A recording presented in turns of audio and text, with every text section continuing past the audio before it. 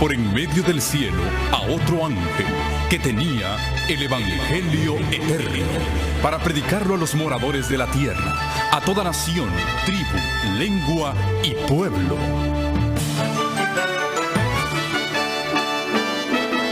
Con ustedes su programa cristiano con temas bíblicos de actualidad.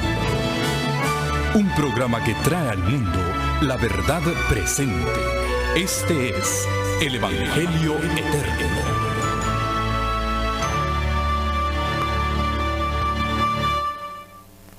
Que hemos de pasar juntos lleva por título: Estos se mantuvieron fieles. Fue el Señor Jesucristo el que dijo estas palabras cuando se presentó a la iglesia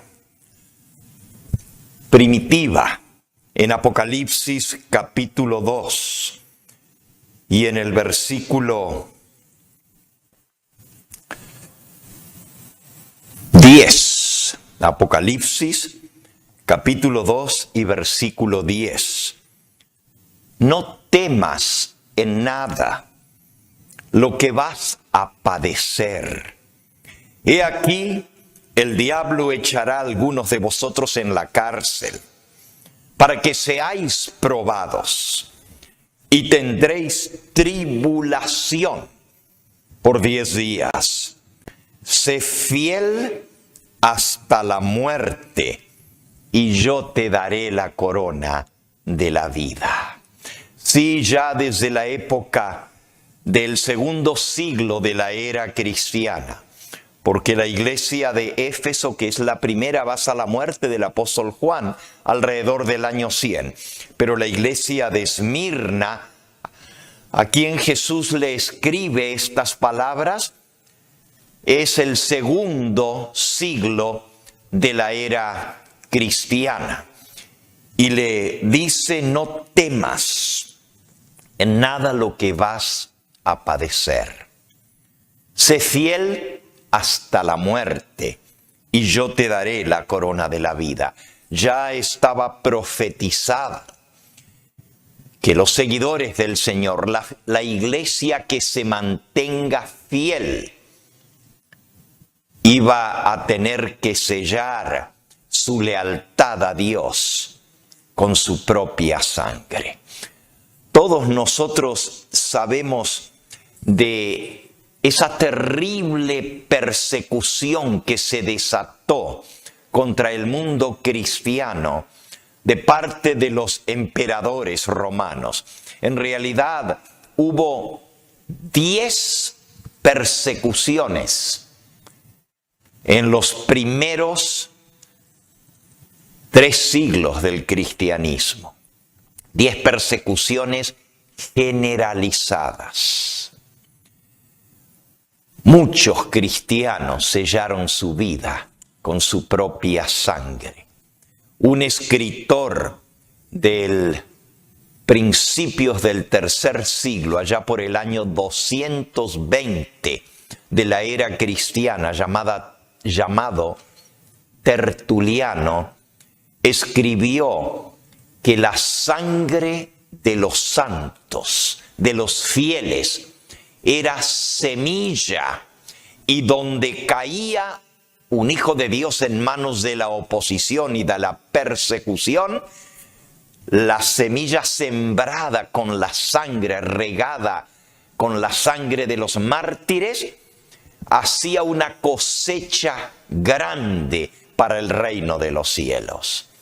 A veces nosotros pensamos: ¿por qué? Si Dios es todopoderoso, y si Dios es amante, es un padre, ¿por qué Él permite que sus hijos tengan que sufrir injusticia, persecución por causa de la verdad? Si Él puede evitarlo, Él es todopoderoso.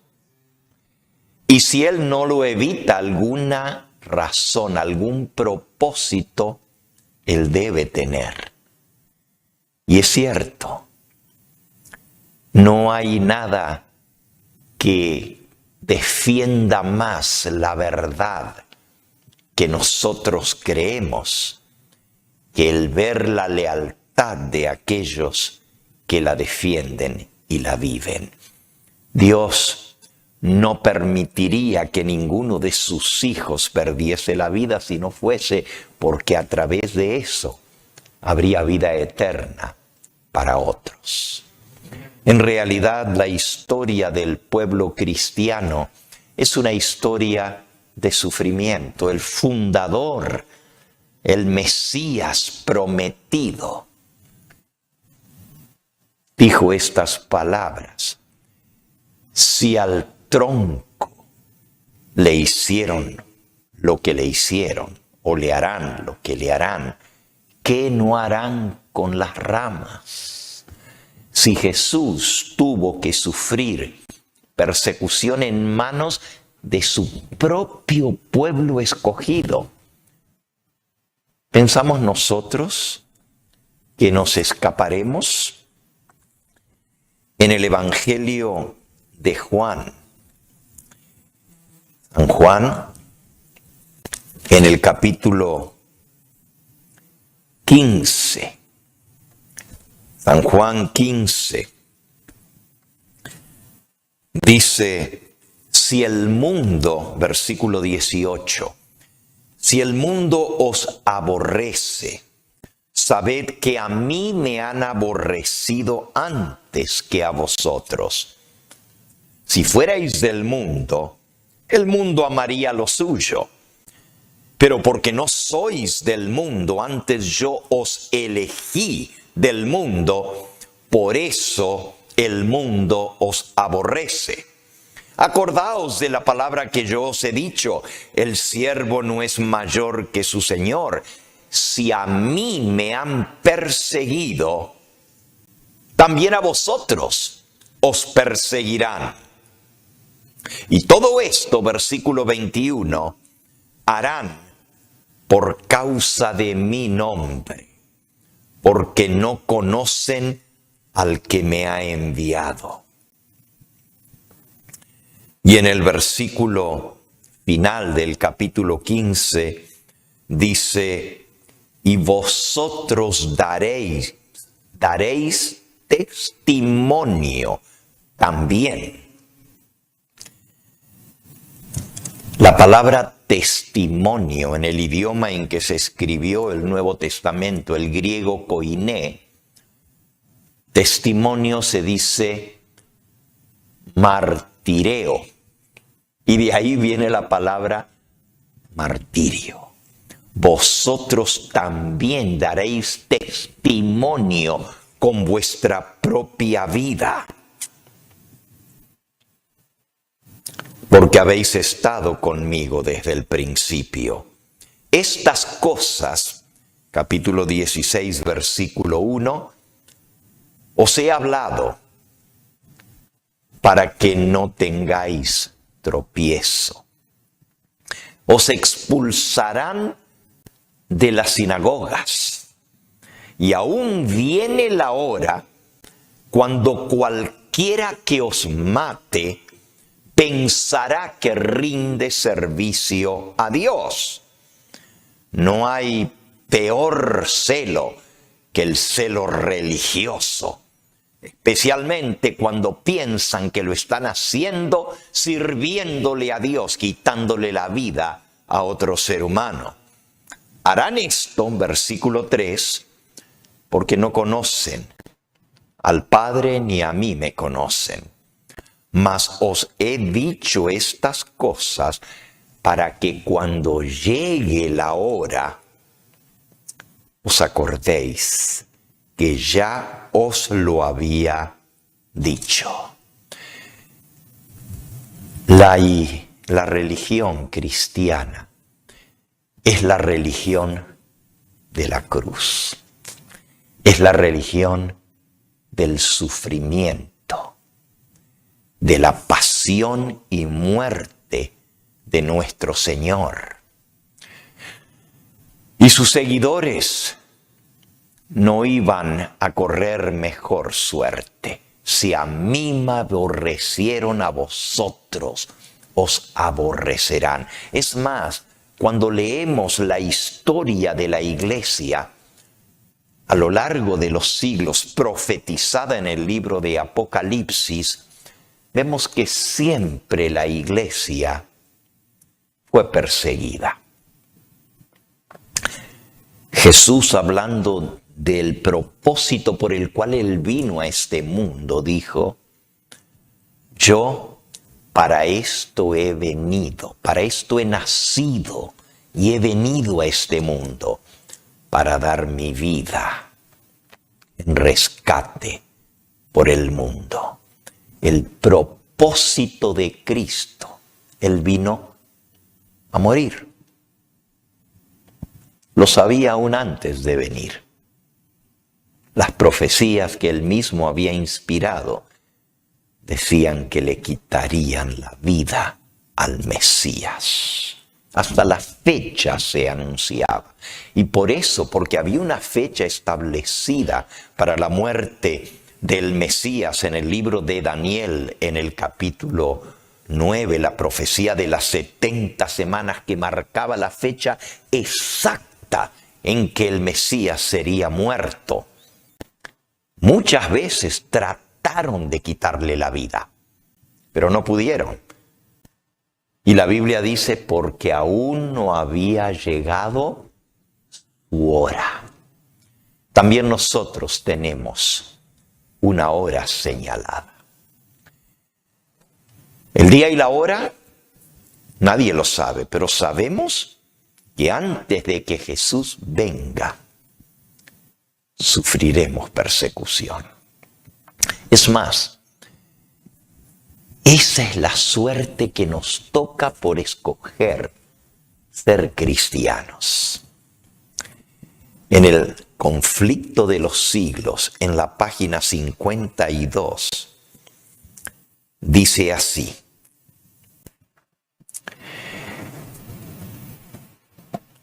los rectos pasarán por el horno de la aflicción para ser purificados. Ahí está una de las razones, uno de los motivos por los cuales Dios permite que seamos puestos en el horno de la aflicción. Para ser purificados y para que por su ejemplo otros queden convencidos de que la fe y la santidad son realidades. Y finalmente, para que su conducta intachable condene a los impíos y a los incrédulos. 3 razones por las cuales Dios permite que vayamos al horno de la aflicción. La primera, para purificarnos. Dice el libro de Job en el capítulo 23 y el versículo 10, me probará en el horno y saldré como oro. El oro, para purificarlo de la escoria, tiene que ser metido al horno. Me probará y saldré como oro puro.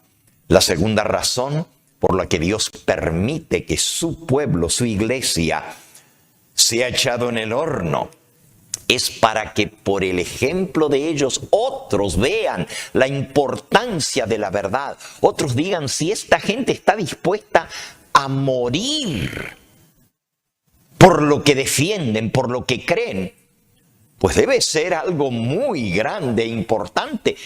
Nadie da su vida por una mentira. Nadie está dispuesto a morir para defender algo que no es cierto.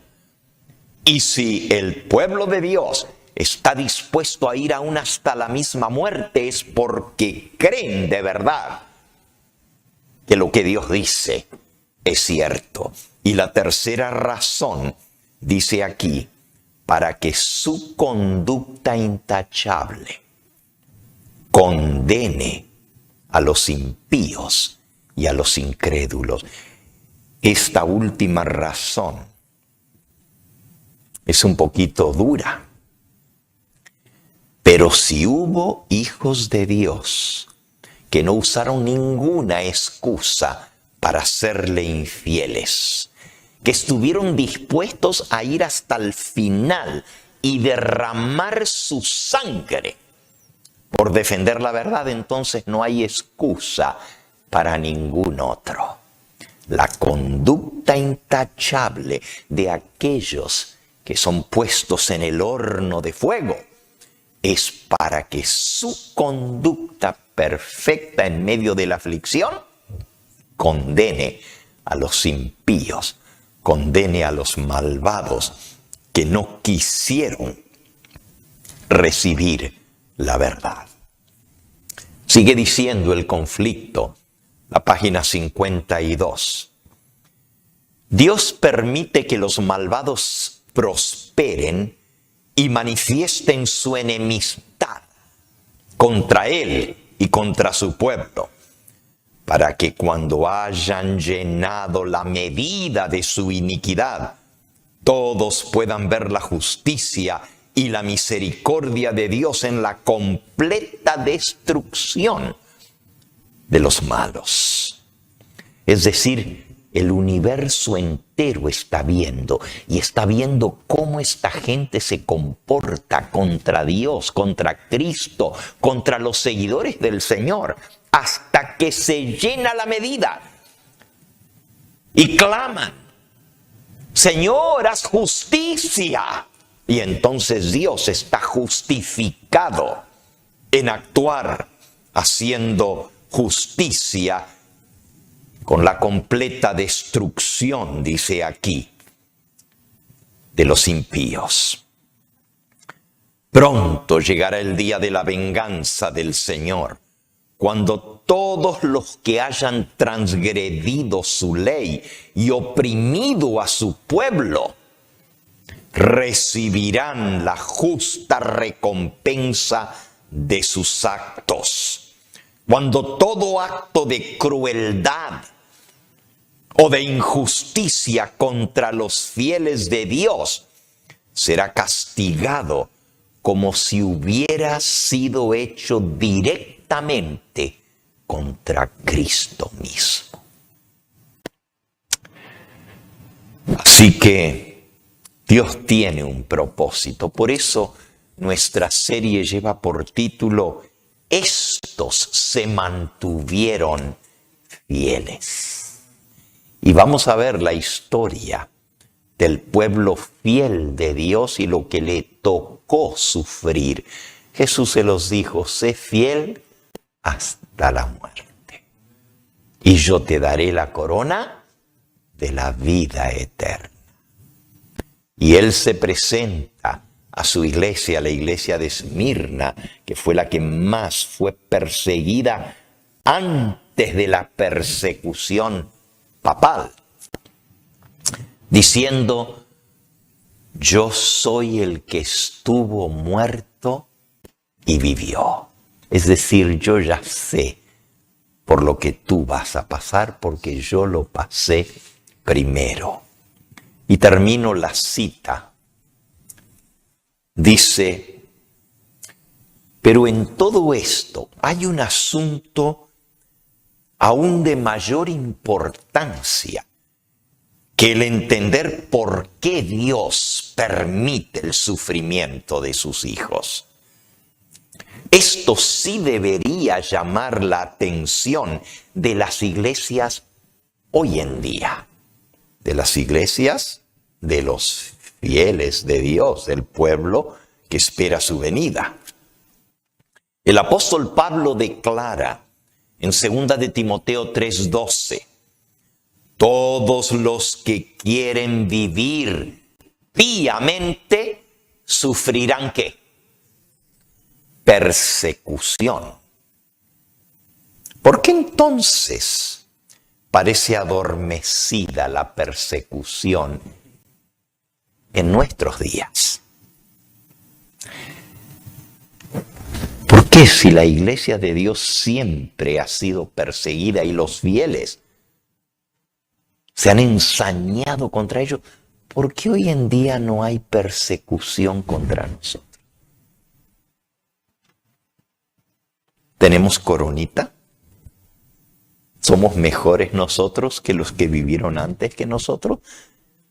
Que Dios nos protege para que no tengamos que ser perseguidos como Él, como sus apóstoles. Pónganse a pensar, de los 12 apóstoles de Cristo, 11 de los 12 murieron muerte violenta. El único que murió de viejito fue Juan, pero no porque no lo hayan perseguido y maltratado. Ya sabemos su historia. Fue desterrado, fue mandado a una cárcel en la isla de Patmos, donde recibió la revelación del libro de Apocalipsis. Y él dice: yo, vuestro hermano Pablo, copartícipe vuestro en la tribulación. Él pasó por tribulación y conocemos la historia, que fue condenado a morir en una caldera de aceite hirviendo. Y cuando los que lo tiraban en la caldera fueron salpicados por el aceite hirviendo, murieron los que lo echaron. Así como los que echaron a los 3 jóvenes hebreos en el horno de fuego.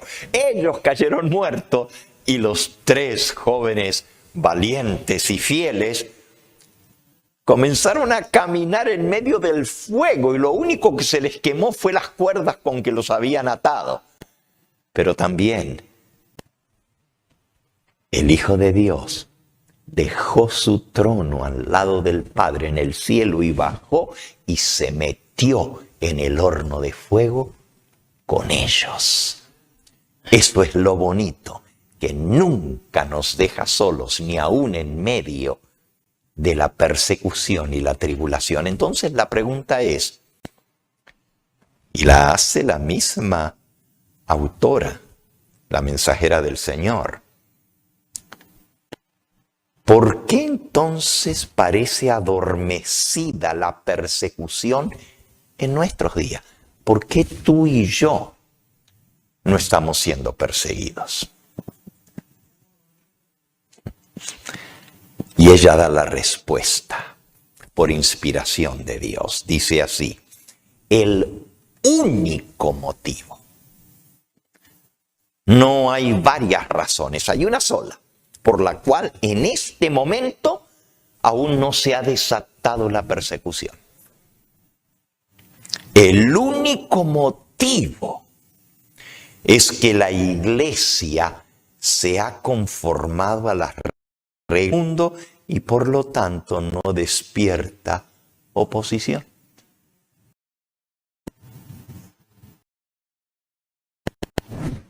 No molestamos a nadie porque somos iguales que ellos. Esta es la única razón.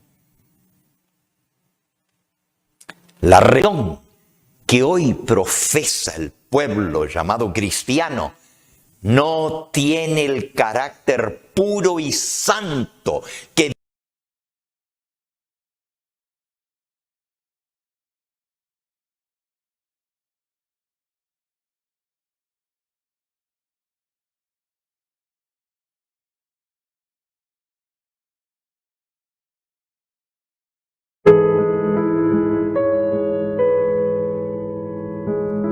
en el mundo. Ello se debe tan solo al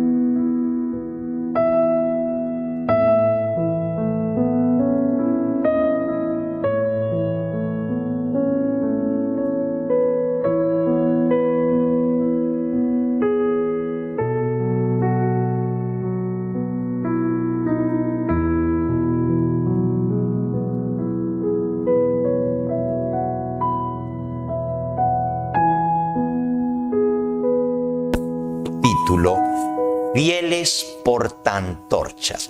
Y les voy a leer unos parrafitos aquí. Aunque su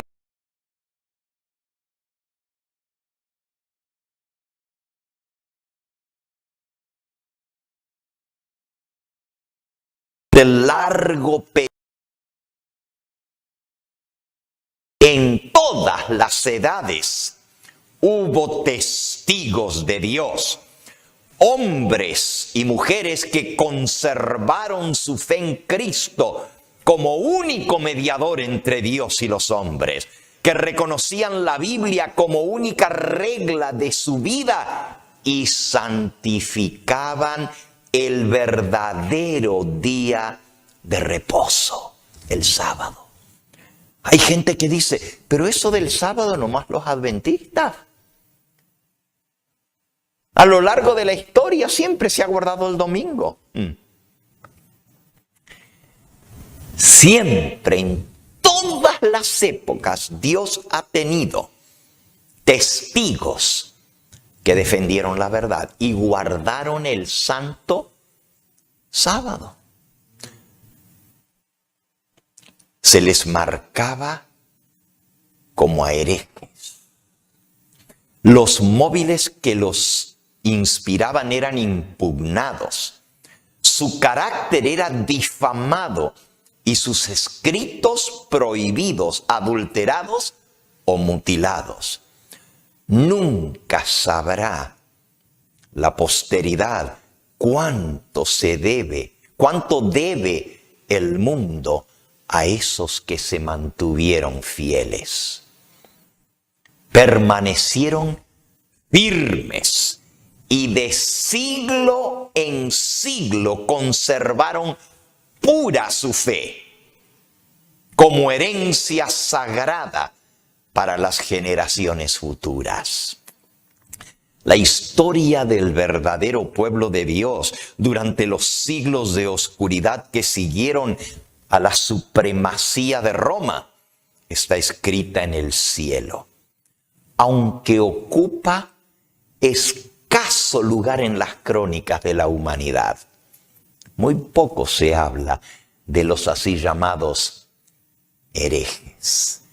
Es interesante porque en las universidades se estudia historia de la iglesia cristiana. ¿Pero qué se estudia? Pues la iglesia romana, las iglesias protestantes, pero en todo ese periodo Dios tuvo gente fiel que guardaron el sábado, porque eso no está escrito en la historia. Escuchen.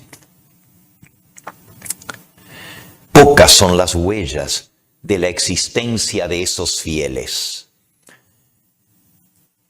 Pueden encontrarse muy pocos indicios.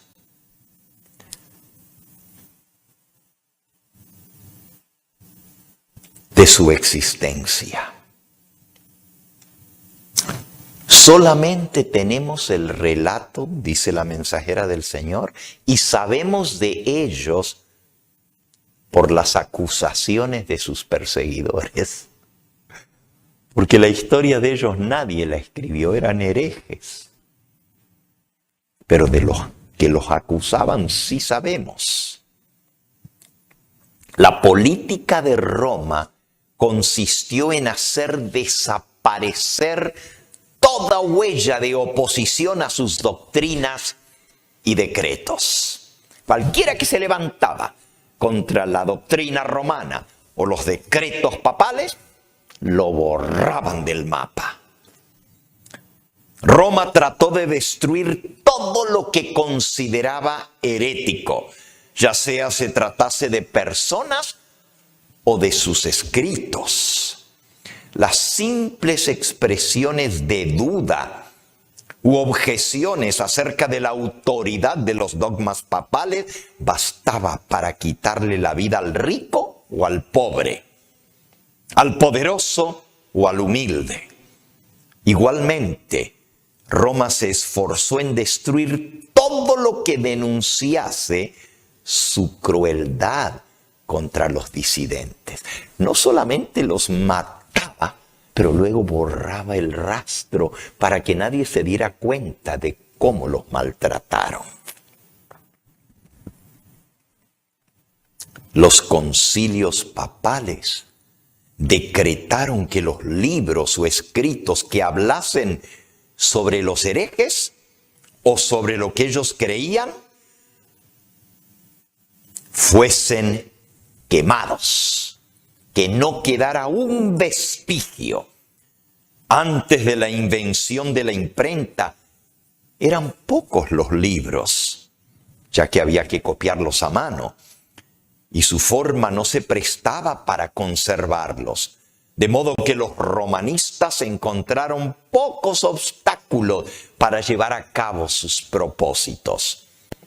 Ninguna iglesia, congregación o grupo de fieles que estuviese dentro de los límites de la jurisdicción romana gozó mucho tiempo en paz de su libertad de conciencia. No bien se hubo hecho dueño del poder el papado, extendió los brazos para aplastar a todo el que rehusara reconocer su gobierno. Y una tras otra las iglesias se sometieron a su dominio o fueron exterminadas. Nosotros vamos a estudiar estos días juntos los vestigios de los que se mantuvieron fieles. Y recuerden, a veces solo tenemos aquello de los que los acusaban. Y a veces los acusadores mentían, hacían peor el crimen. Y muchas veces podemos leer de las cosas que los acusaban y decir, oh, pero estaban mal, eran herejes, cuando realmente no sabemos. La mensajera del Señor dice que esta gente, los perseguidos, déjenme buscarlo aquí, unas páginas más adelante, dice que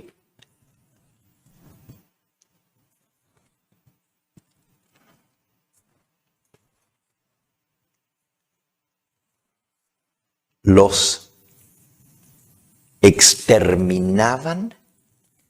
exterminaban sus escritos y hasta los registros de su persecución eran borrados. Y solo sabemos de ellos lo que sus perseguidores dicen. Pero es suficiente para saber quiénes fueron estos fieles.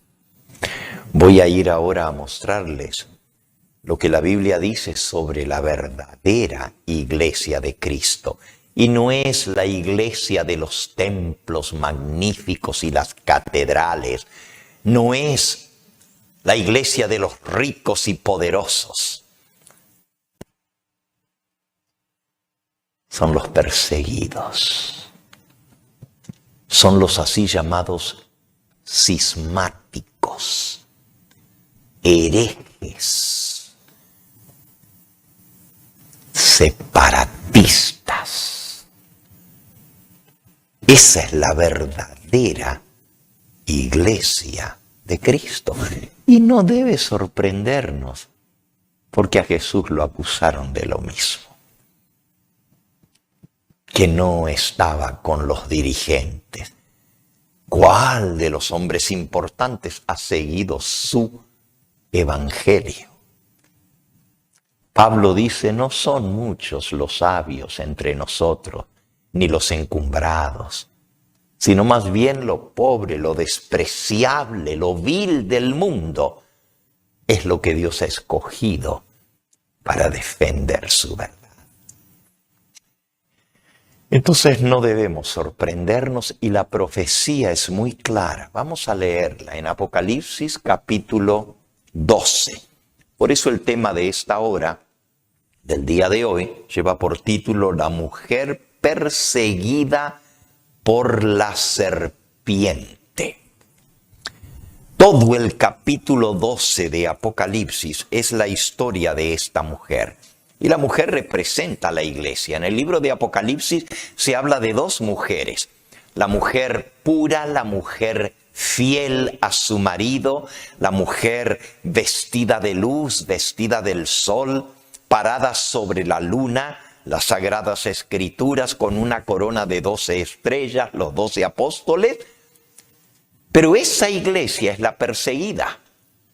Mientras que la otra mujer, la sentada, adornada con piedras preciosas, con oro, con perlas, vestida de púrpura y escarlata, es la ramera, la iglesia falsa que está sentada sobre una bestia, es decir, cabalga sobre el poder político. Esa es la iglesia que persigue. Véanlo. En Apocalipsis capítulo 17 se habla de la mujer ramera. No vamos a leer todo el capítulo, ustedes lo conocen. Dice, la mujer estaba vestida de púrpura y escarlata, versículo 4. Estaba adornada de oro, de piedras preciosas y de perlas, y tenía en la mano un cáliz de oro lleno de abominaciones y de la inmundicia de su fornicación. Y en su frente tenía un nombre escrito, un misterio: Babilonia la grande, la madre de las rameras, de las prostitutas y de las abominaciones de la tierra. Pero miren lo que dice el versículo 6. Vi a la mujer ebria, borracha, de la sangre de los santos y de la sangre de los mártires de Jesús. Y cuando la vi, quedé asombrado con gran asombro. Una mujer, una iglesia borracha de la sangre de los santos y de los mártires de Jesús. Entonces está la perseguida y la perseguidora. Es muy interesante porque en los primeros siglos del cristianismo, la iglesia de Cristo era la perseguida y el imperio romano, la bestia, era el perseguidor. Pero cuando el cristianismo se une con la política en los días de Constantino, la persecución más terrible acababa de suceder. Diocleciano, el último emperador que persiguió a los cristianos, fue la más sangrienta de todas. Duró desde el año 303 hasta el año 312 la persecución. Pero en el año 312 llega al poder Constantino. Y Constantino cambia la política totalmente. Quiere unificar el imperio romano. Y pasa el edicto de tolerancia religiosa en el año 312. En el año 313 13, en el año 312, supuestamente se convierte el emperador romano al cristianismo. Y en el año 313 dice que el cristianismo ya no va a ser perseguido. Para completamente la persecución. Los cristianos estaban felices. No más persecución. Por ley, el Imperio Romano ha prohibido las persecuciones. Pero esa felicidad no sabían que era un engaño de Satanás, porque para mantener esa paz de no ser perseguido, había que trabajar de cerca con los que los protegían, el gobierno romano. Y en el año 321, Constantino pasa el 7 de marzo la ley de la primera ley dominical. 7 de marzo del año 321. Haciendo del día honorable del dios Sol el día de reposo obligatorio para todo el Imperio Romano. Es decir, 8 años más tarde de parar la persecución, ahora el domingo llega a ser el día de reposo por ley. ¿Y qué hace la iglesia? Bueno, si no queremos ser perseguidos, vamos a adaptarnos. No queremos seguir siendo muertos. El emperador ahora está de nuestro lado. Es una pequeña concesión. Podemos seguir guardando el sábado, pero pues también hagamos lo que el emperador quiere, que el honorable día del dios Sol sea el día común para todo el Imperio Romano.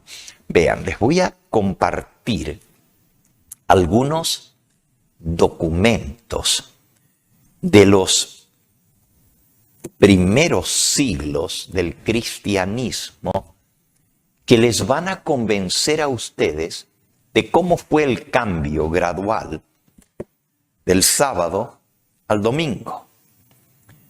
Todos nosotros sabemos que Cristo guardó el sábado, que los apóstoles eran judíos y guardaron el sábado, que aún el apóstol Pablo, después de hacerse cristiano y haber perseguido primero a los cristianos, guardaba el sábado.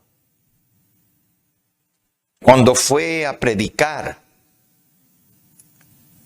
no solamente iba a la sinagoga judía, sino que también los gentiles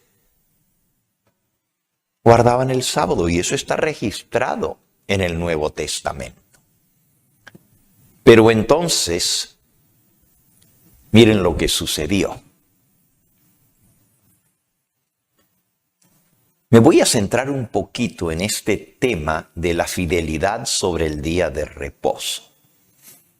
Un estudio cuidadoso de las fuentes históricas existentes en los siglos I al V revela el hecho sorprendente de que la transferencia de la santidad del verdadero día de reposo, el sábado bíblico, al domingo, fue un proceso largo y gradual, no pasó de un día para el otro.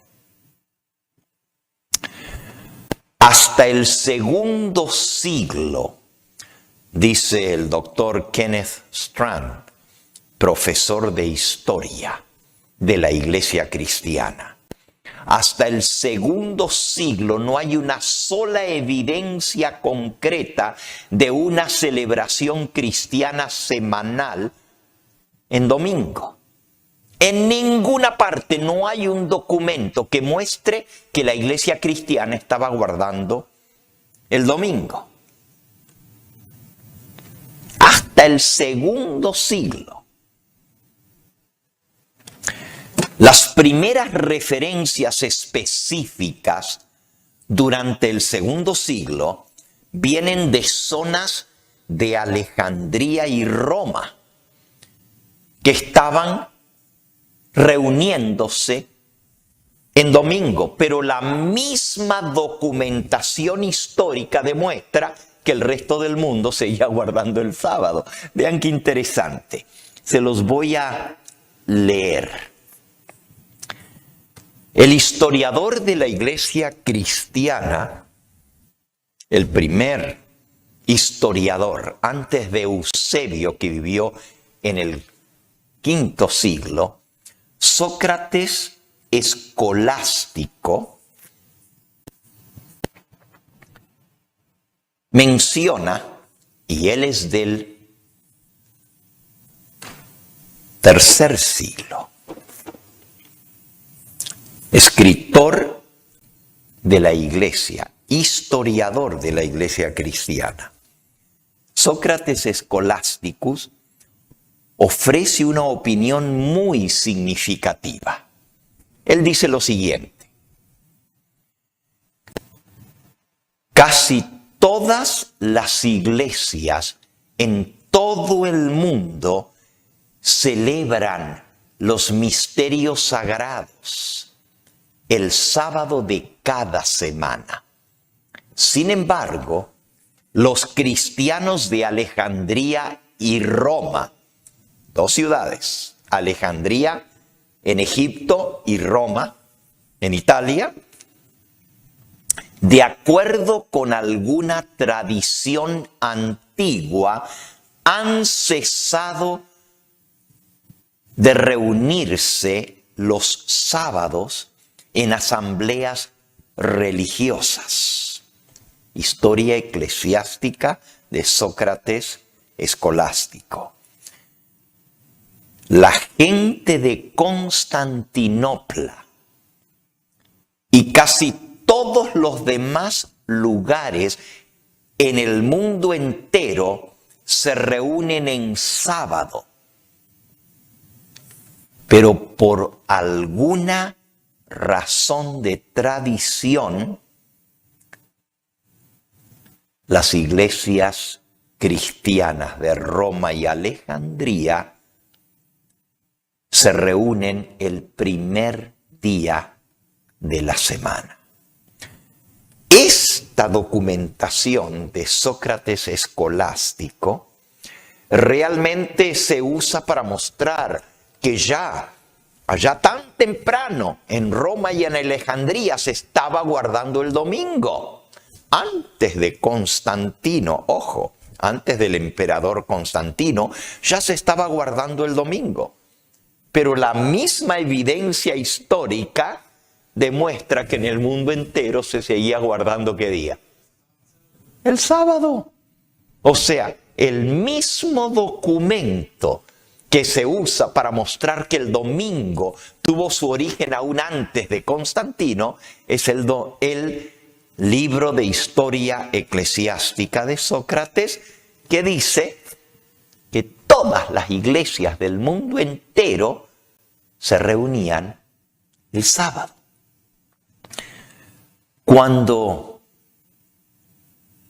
Y una pregunta que debemos responder es ¿por qué Alejandría y por qué Roma se reunían y guardaban el domingo en lugar del sábado, aún antes del emperador Constantino? Alejandría se había alejado del verdadero día de reposo, el sábado, desde muy temprano, debido a la influencia de la adoración al sol. Esta ciudad egipcia, fundada por Alejandro Magno, Alejandría, lleva su nombre, al norte de Egipto, era el centro principal del culto al dios Sol. Prácticas religiosas paganas con millones de adoradores del Sol convergían en Alejandría. En consecuencia, los cristianos, que eran minoría en Alejandría y guardaban el sábado, llegaron a ser más y más impopulares en Alejandría. Y lo mismo pasó en Roma. En ambas ciudades, las multitudes adoradoras del sol ejercían enorme influencia sobre las minorías cristianas para que éstas adoptaran sus costumbres. No solo que las adoptaran, sino que adaptaran su manera de adorar a los paganos. La situación que imperaba en Alejandría y Roma no era típica del resto de la iglesia primitiva. En el resto del mundo seguían guardando el sábado. Cuando el domingo emergió entre los círculos cristianos, continuó siendo un día de trabajo. Es decir, se reunían en domingo para un servicio de adoración en honor a la resurrección de Cristo, pero el primer día de la semana era un día de trabajo. Recién en la época de Constantino se lo hace un día de reposo, al domingo. Era feriado para el Imperio Romano, pero los cristianos se reunían en domingo en honor a la resurrección de Cristo, pero se iban a trabajar el resto del día. Se reunían antes de la salida del sol. Y cuando el sol salía, iban a sus trabajos, recordando la resurrección de Cristo, que fue en las horas oscuras del primer día de la semana. El domingo no reemplazó al sábado inmediatamente. Tal como lo leímos en Sócrates Escolástico, el séptimo día, el sábado, era guardado por muchos alrededor del mundo, casi hasta el siglo V, porque Eusebio, que es el historiador que escribe en el siglo V, lo conforma también. Al principio, la observancia del domingo fue solamente un evento anual. ¿Por qué anual? Porque hubo una gran controversia que se llama la controversia decimocuaternaria. Decimocuaternaria es 14, 14. ¿Y cuál fue esa controversia? Fue entre las iglesias de Roma occidental y de Roma oriental. El Imperio Romano estaba entonces dividido en dos, así como las dos piernas de hierro de la imagen que representan el Imperio Romano. Constantino trasladó la capital a Constantinopla. Pero después de allí, Constantinopla tomó gran importancia y Roma siguió siendo la capital del Imperio Romano de Occidente, mientras que Constantinopla era la capital del Imperio Romano de Oriente. Es decir, el mundo del Imperio Romano quedó dividido en dos: Imperio Romano de Oriente y de Occidente. El Imperio Romano de Oriente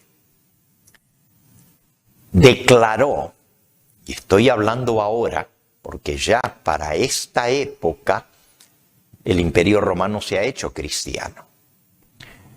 Debo explicarles un poquito. Después de Constantino, que declara que el cristianismo no es más perseguido, para la persecución. En el año 321 promulga la primera ley dominical, conocida en la historia, la primera ley dominical. En el año 325, Constantino convoca el primer concilio de todo el mundo cristiano en Nicea. Se conoce como el Concilio de Nicea. Y él no solo lo convoca, lo reúne, pero el Imperio Romano paga a todos los obispos y pastores del mundo cristiano entero para que vengan a Nicea para este concilio, porque él quiere que se pongan de acuerdo sobre lo que van a enseñar los cristianos. El concilio de Nicea en el año 325. Ya para entonces el Imperio Romano está dividido en Oriente y Occidente, pero todo el Imperio Romano de Oriente defiende que se debe celebrar la Pascua en el 14 del primer mes de Nisan o Abib, como los judíos. El 14 del mes se contaba por la luna nueva y de ahí se contaba 14 días y era el día de la Pascua. Pero podía caer en cualquier día de la semana. Cuando Cristo murió, cayó en viernes la Pascua. Pero iba variando de año en año. Las iglesias cristianas se reunían el 14 de Nisan para recordar la muerte de Cristo. Porque creían que era un mandato de Dios celebrar la Pascua, pero Cristo es nuestra Pascua ahora. Por lo tanto, la celebraban como cristianos, no matando un corderito, sino adorando a Cristo como nuestro Cordero que quita el pecado del mundo. Es interesante porque las iglesias cristianas de Occidente dicen no. Se celebra la Pascua, pero más importante que la Pascua es la resurrección de Cristo. Y como Cristo resucitó el primer día de la semana, cada año, el domingo de Semana Santa, va a ser la celebración de la resurrección de Cristo. Y se reunían una vez al año en domingo, mientras que las iglesias de Oriente, las cristianas, se reunían para celebrar la Pascua en cualquier día de la semana que cayera, pero seguían guardando el sábado. Las iglesias de Roma se reunían en domingo. Al principio el domingo comenzó a ser una celebración anual, pero después pasó a ser una celebración semanal. Y eventualmente tomó el lugar del verdadero día de reposo. Dice aquí,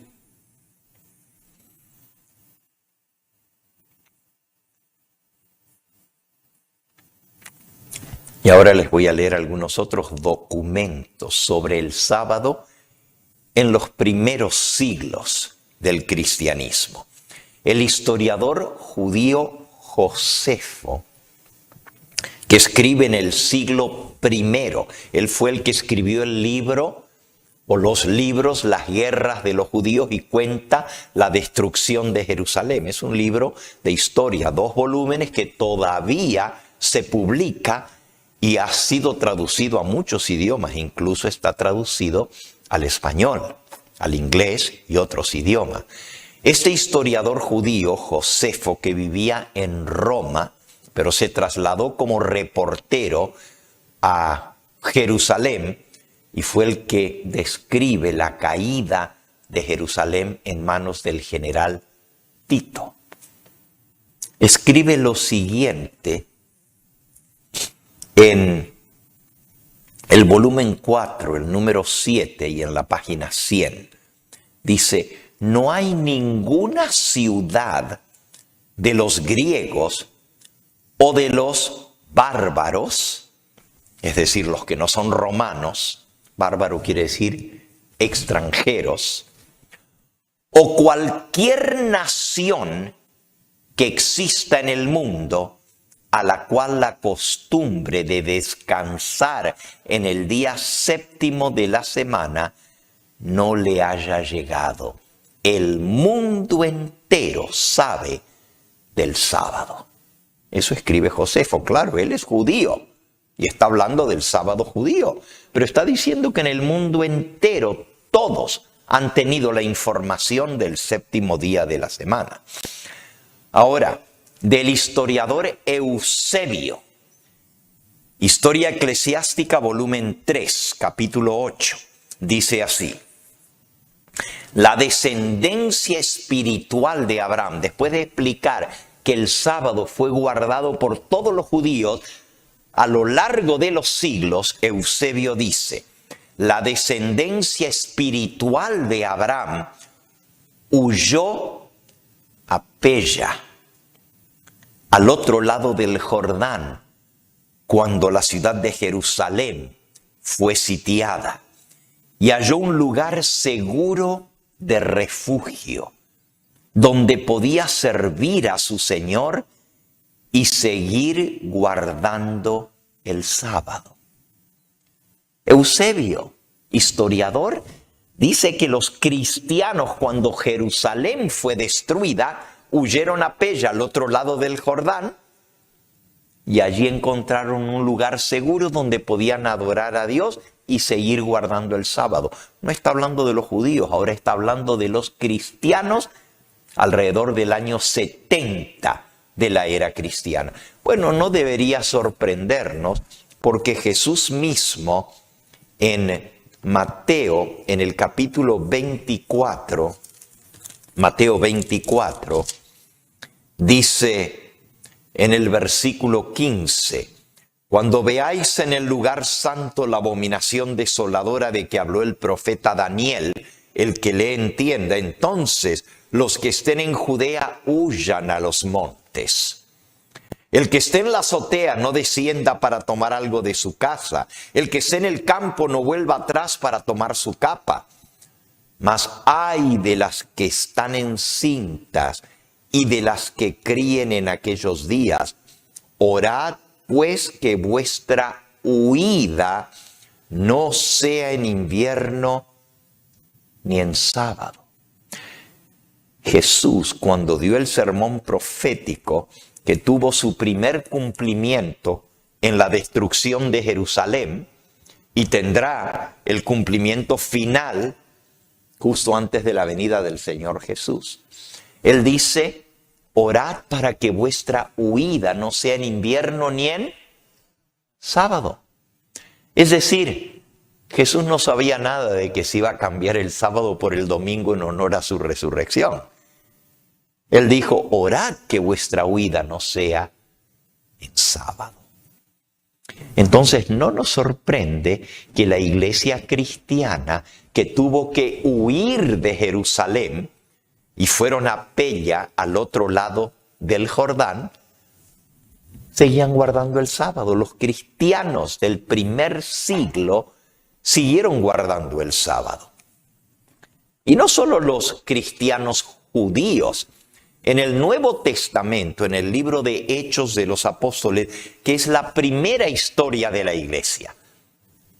Porque la primera historia de la iglesia la escribe Lucas, el libro de los Hechos de los Apóstoles. Solo que termina con la historia de Pablo, no sigue de ahí en adelante. El resto de la historia lo tienen que escribir otros historiadores cristianos. Pero en Hechos de los Apóstoles encontramos que la iglesia primitiva seguía guardando el sábado. Les doy algunos pasajes porque hay gente, y me están escuchando a través del canal, mucha gente que dice: bueno, pero eso del sábado es de los judíos. El sábado está en el Antiguo Testamento, no en el Nuevo Testamento. Cuando uno les muestra que Jesús guardó el sábado, dicen: claro, porque él era judío, guardó el sábado. Cuando uno le muestra que los apóstoles guardaron el sábado, también dicen: porque eran judíos. Sin embargo, en el libro de Hechos de los Apóstoles, se nos cuenta cómo la iglesia primitiva siguió reuniéndose en sábado.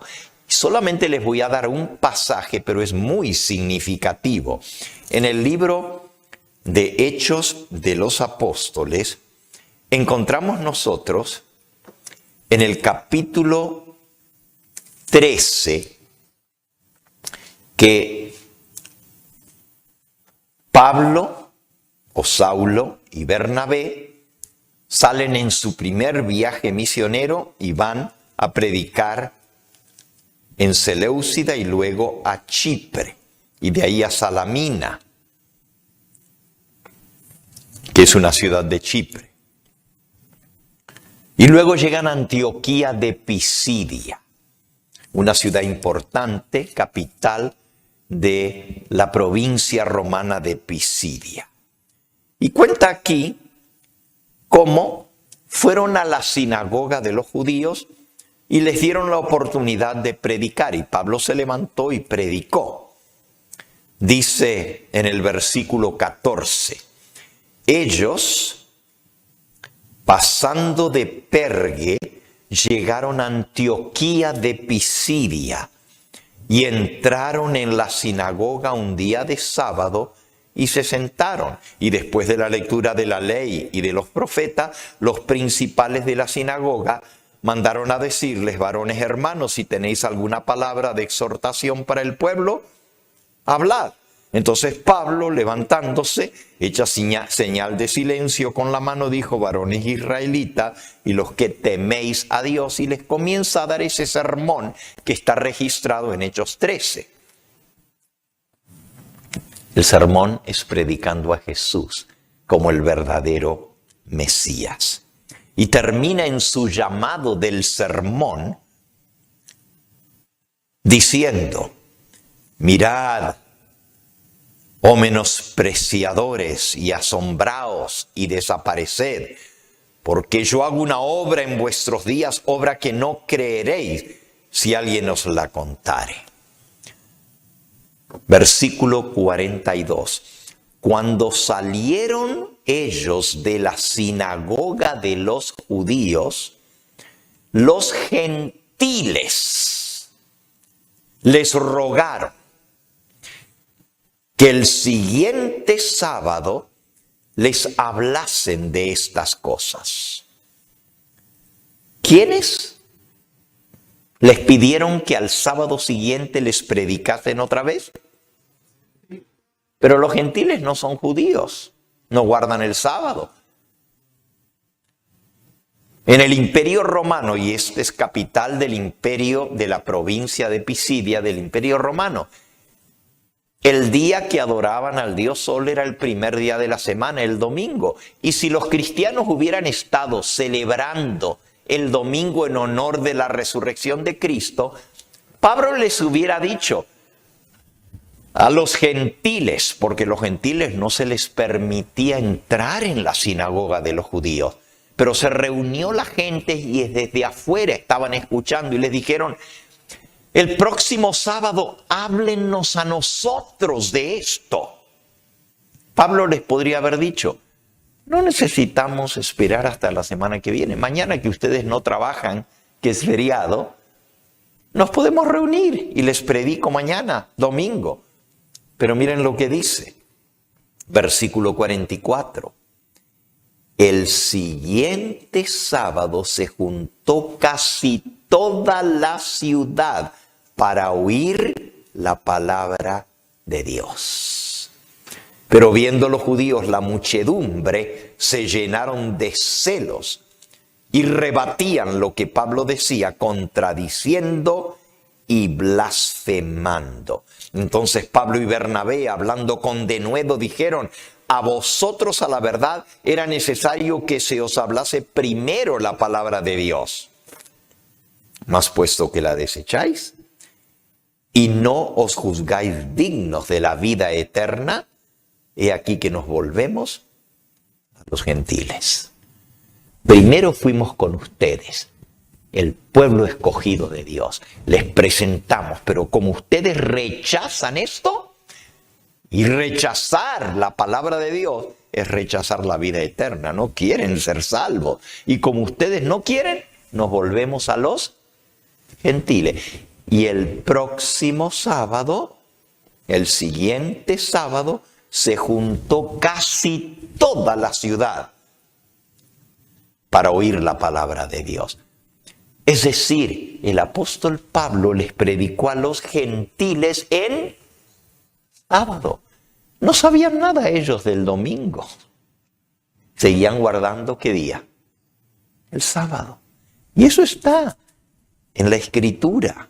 Está en el libro de los Hechos de los Apóstoles. Y hay muchos otros pasajes en el libro de Hechos. Así que el sábado era el día de reunión para los cristianos, tanto judíos como gentiles. Si hubiera habido un cambio y que debían reunirse el domingo en honor de la resurrección de Cristo, pues se hubiera armado una gran discusión. Pero en ninguna parte del Nuevo Testamento se habla del cambio del sábado al domingo. Algo que venía por siglos y siglos con el pueblo judío. Y los predicadores todos venían del judaísmo. El cristianismo era visto como los que aceptaban al Mesías que los judíos esperaban. Eran los judíos cristocéntricos, los judíos mesiánicos que aceptaban a Jesús de Nazaret como el verdadero Mesías, pero seguían guardando la ley de Dios. Entonces, encontramos que la iglesia, el primer siglo, siguió guardando el sábado. Ni en el primero ni en el segundo siglo hay indicios de que se guardara el domingo. Solo a fines del segundo siglo, en Roma y en Alejandría, se reunían en domingo. Pero el resto del mundo cristiano seguía guardando el sábado.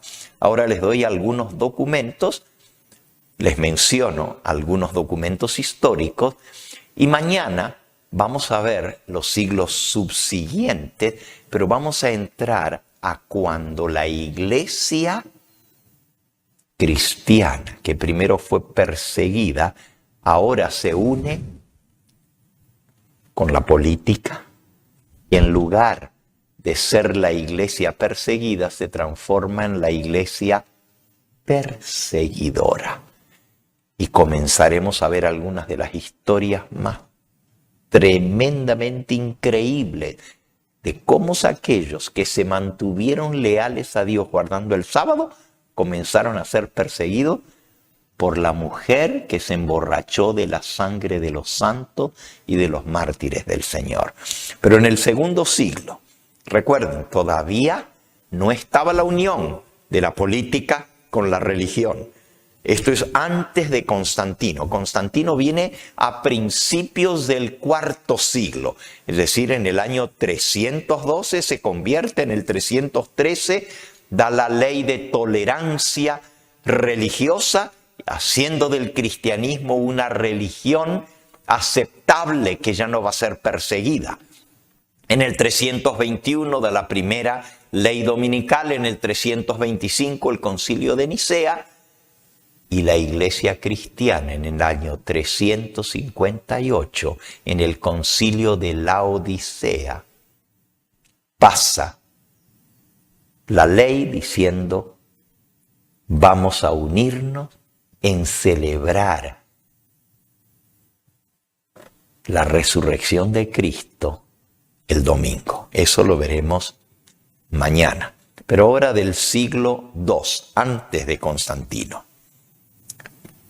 El libro de historia de Morer dice, los cristianos primitivos tenían una gran veneración por el sábado y solían pasar el día en devoción y en sermones. Y no dudamos que esta práctica derivó de los mismos apóstoles, como aparece en varios pasajes aplicados a este propósito. La iglesia primitiva siguió guardando el sábado. Ahora, de el libro Historia del Domingo en alemán, Historia del Domingo en la página 13. El sábado constituía un fuerte vínculo que unía a los cristianos con la vida de todo el pueblo. Y al mantener el sábado santo, ellos seguían no solamente el ejemplo, sino también el mandamiento de Jesús. Y es un libro que defiende el domingo, pero está diciendo que en el primer siglo y en el segundo siglo seguían guardando el sábado. En el libro de historia de Giesele, en el volumen 1, Historia de la Iglesia, la página 93, dice: los gentiles cristianos también guardaban el sábado, junto con los cristianos judíos. Así que los gentiles también guardaban el sábado, como ya lo vimos en Hechos de los Apóstoles. Ahora, de la historia de Taylor, en el volumen 9, la página 416, dice: los cristianos primitivos guardaban el sábado de los judíos, por lo tanto todos los cristianos se unían en la observancia del sábado, en el cual se leían algunas porciones del Antiguo Testamento, y esto continuó hasta el tiempo del concilio de Laodicea. Muy importante este concilio de Laodicea, porque es la primera vez que la iglesia cristiana pasa un decreto para guardar el domingo. Primero viene la ley dominical de Constantino en el 321 y en el 358 ahora el concilio de la iglesia cristiana aprueba guardar el domingo. Ahora, en este otro libro de historia, una investigación del cambio del sábado al domingo. Dice: es un hecho que el antiguo sábado permaneció y fue observado por los cristianos de la Iglesia Oriental en su totalidad, por más de 300 años después de la muerte y resurrección del Salvador. No así en la Iglesia occidental, la Iglesia romana, donde se observaba el domingo junto con el sábado. Es decir, no se eliminó el sábado de inmediato, pero comenzaron a reunirse los domingos. Eso es en el siglo II. Terminó con el siglo III para entrar mañana directamente en el cambio del sábado al domingo. El siglo III, es decir, por los años 200 en adelante. Se encontró en Egipto un papiro que fue escrito alrededor del año 250 después de Cristo y se conoce como el papiro Oxyrhynchus, del 250 después de Cristo. Dice así: a menos que hagáis del sábado un sábado real, nunca veréis al Padre en su santidad. Del 250 en Egipto, todavía los cristianos están empujando el guardar el sábado como debe ser guardado. del libro Disertaciones del Día del Señor.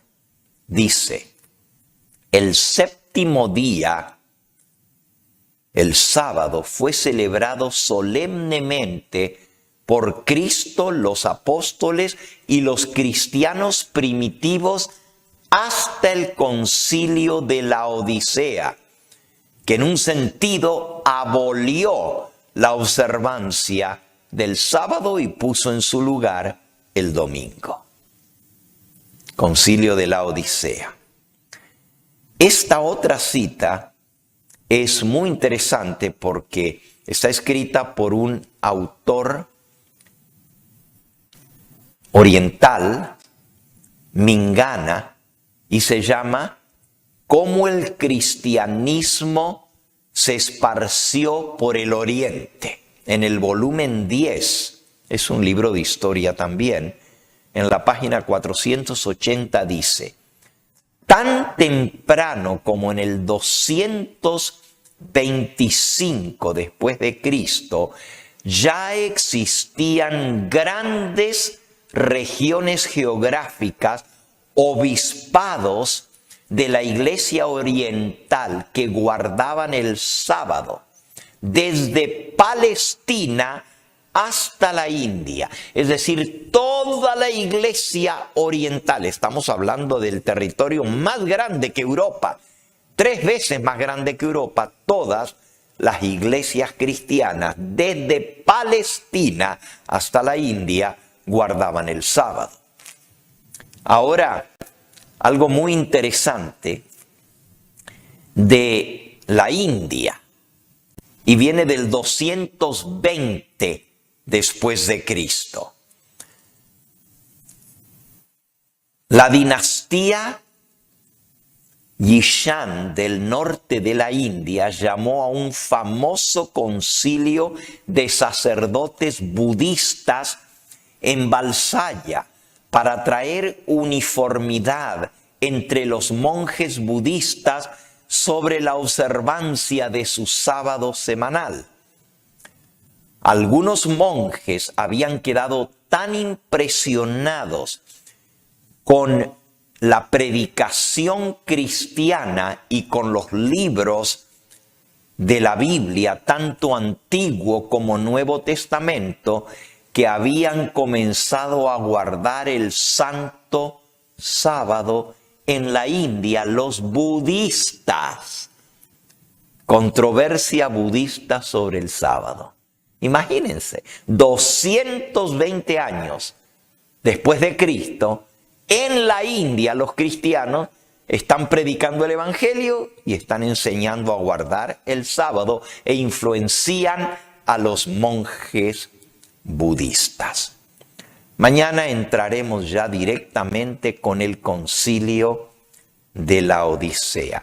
Recuerden que después de que se pasa la ley haciendo del domingo el día de reposo obligatorio, ¿qué sigue? Persecución.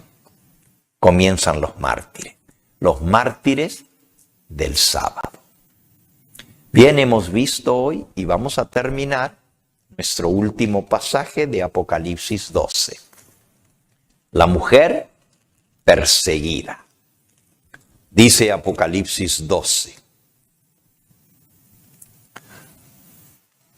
Esta mujer, estando encinta, clamaba con dolores de parto en la angustia de su alumbramiento. Versículo 3. Apareció otra señal en el cielo. He aquí un gran dragón escarlata que tenía 7 cabezas y 10 cuernos y en sus cabezas 7 diademas. Y su cola arrastraba la 1/3 parte de las estrellas del cielo y las arrojó sobre la tierra. Y el dragón se paró frente a la mujer que estaba para dar a luz a fin de devorar a su hijo tan pronto como éste naciera. Y ella dio a luz a un hijo varón que regirá con vara de hierro a todas las naciones. Y su hijo fue arrebatado para Dios y para su trono. Y la mujer, la iglesia, huyó al desierto, donde tiene lugar preparado por Dios para que allí la sustenten por 1260 días. 1260 años la mujer escondida tuvo que huir porque era perseguida. ¿Por quién? Por el dragón. Así dice en el versículo 13, cuando vio el dragón que había sido arrojado a la tierra, persiguió a la mujer que había dado a luz a su hijo varón. Versículo 14, y se le dieron a la mujer las dos alas de la gran águila para que volase de delante de la serpiente al desierto, a su lugar, donde es sustentada por un tiempo y tiempos y la mitad de un tiempo. Y la serpiente arrojó de su boca tras la mujer agua como un río para que fuese arrastrada por el río. La persecución. Pero la tierra ayudó a la mujer. La tierra, Estados Unidos de Norteamérica, abrió sus puertas. Pues la tierra abrió su boca y tragó el río que el dragón había echado de su boca. Y el último versículo del capítulo 12, entonces el dragón se llenó de ira contra la mujer y se fue a hacer guerra contra el resto de la descendencia de ella, los que guardan los mandamientos de Dios y tienen el testimonio de Jesucristo. Aquí vemos la historia de la mujer, siempre perseguida por el dragón, por Satanás. Por 1260 años perseguida. El dragón trató de borrarla, de anegarla. Mandó un río de persecución para que la mujer fuera ahogada. Pero la tierra ayudó a la mujer. Tierra es otro símbolo profético que aparece en el capítulo 13. Recuerden dos bestias, una bestia que sube del mar y otra bestia que sube de la tierra. Representa los Estados Unidos de Norteamérica, y la tierra ayudó a la mujer perseguida, porque todos los que eran perseguidos por la supremacía papal en Europa, huyeron, vinieron a América, a la tierra de libertad, para poder adorar a Dios según los dictados de su conciencia. Pero la profecía profetiza que el resto de la descendencia de la mujer va a ser perseguida por el dragón. El dragón se llenó de ira contra la mujer y se fue a hacer guerra contra los últimos, el remanente, el resto de la descendencia de la mujer, los que guardan los mandamientos de Dios y tienen el testimonio de Jesucristo. Mañana vamos a ver la persecución durante esos 1260 años. El sábado vamos a ver la persecución durante la Reforma Protestante y cómo el sábado siguió siendo la piedra de toque del verdadero pueblo de Dios. Y el sábado por la tarde vamos a ver el último capítulo de la persecución.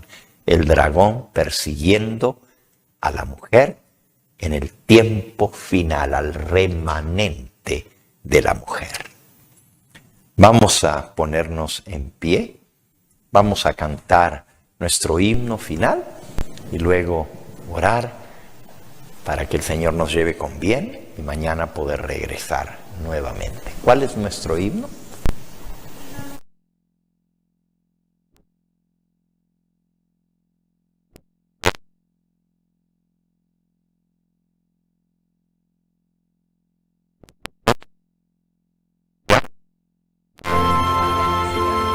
Bueno, pues adelante, hermana, antes que cantemos. Les vamos a dar un regalito a las visitas y luego entonces cantamos el himno.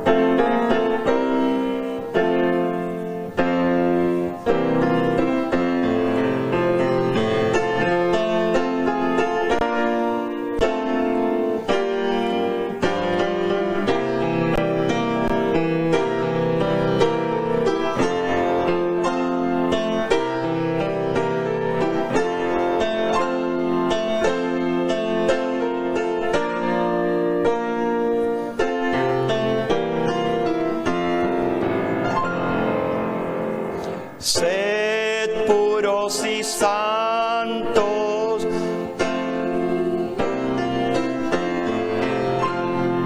permaneced fieles, ora sin cesar, y que la promesa del buen Salvador os lleve en la vida a servir y amar. Sed puros y santos, Dios nos guiará. Orad en secreto, respuesta vendrá. Su Espíritu Santo revela a Jesús y su semejanza en nos Él pondrá. Sed puros y santos,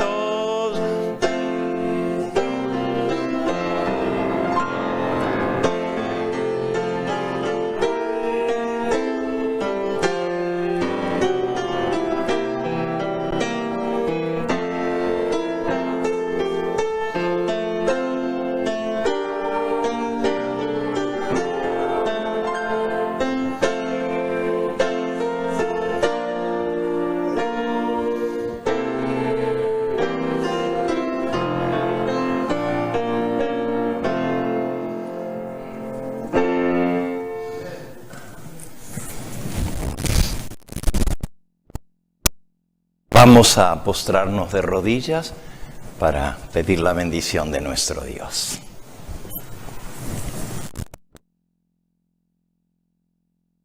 Amante Padre y Dios nuestro, bendito y glorificado sea tu nombre. Qué bueno es poder estar juntos, estudiando tu palabra, entendiendo el por qué tú permites que tus hijos tengamos que sufrir en el horno de la prueba, en el horno de la persecución.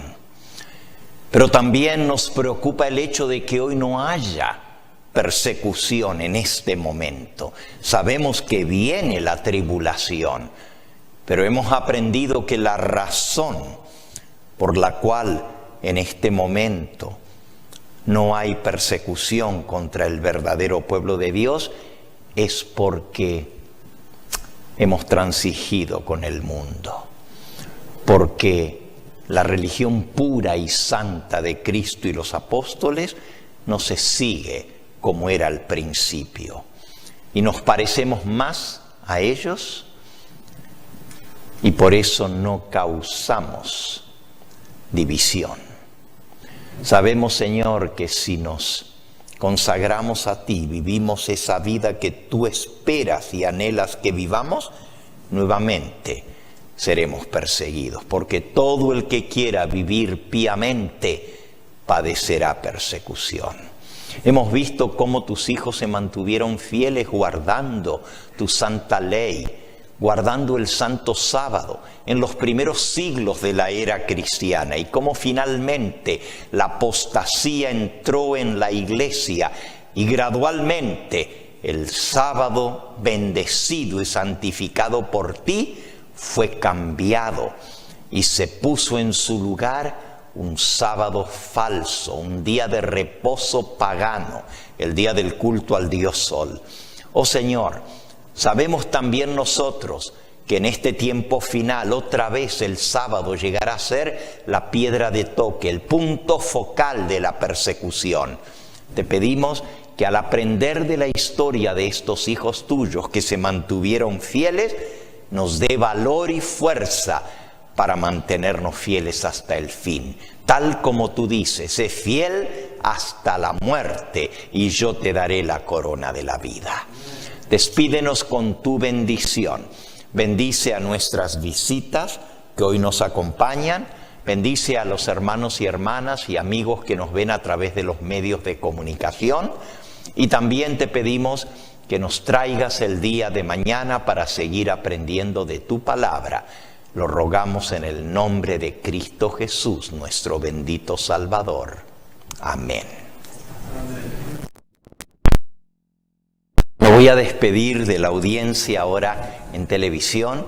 Queridos amigos y hermanos, les invitamos a que nos acompañen el día de mañana personalmente aquí en la iglesia del Evangelio Eterno en Glendale. La dirección de la iglesia es 1130 de la Ruberta Avenue, a una cuadra de la Glen Oaks Boulevard. Mañana, nuevamente, a las 7 de la noche estaremos aquí. Y el tema de mañana es: estos se mantuvieron fieles. El sábado por la mañana tendremos otro tema de esta serie que lleva por título Brillando como estrellas a perpetua eternidad, como estrellas en la oscuridad. Y finalmente, el sábado por la tarde, te mantendrás tú fiel en la persecución y tribulación que se avecina. Que Dios nos ayude a aprender y sean todos cordialmente bienvenidos mañana y el sábado con nosotros aquí en Glendale. Una vez más, la dirección, anótenla para que nos puedan acompañar. 1130 Ruberta Avenue. 1130 Ruberta Avenue en la ciudad de Glendale. Una cuadra al norte de la Glen Oaks Boulevard. Se voltea a la derecha en la Glen Oaks hacia el norte y allí encontrarán en la esquina la iglesia, en la calle Ruberta. Bendiciones y nos vemos, Dios mediante, mañana. Buenas noches.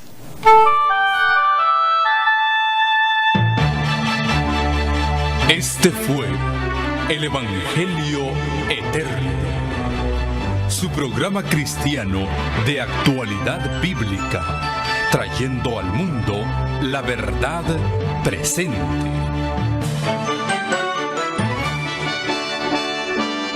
Y vi volar por en medio del cielo a otro ángel que tenía el Evangelio Eterno, para predicarlo a los moradores de la tierra, a toda nación, tribu, lengua y pueblo.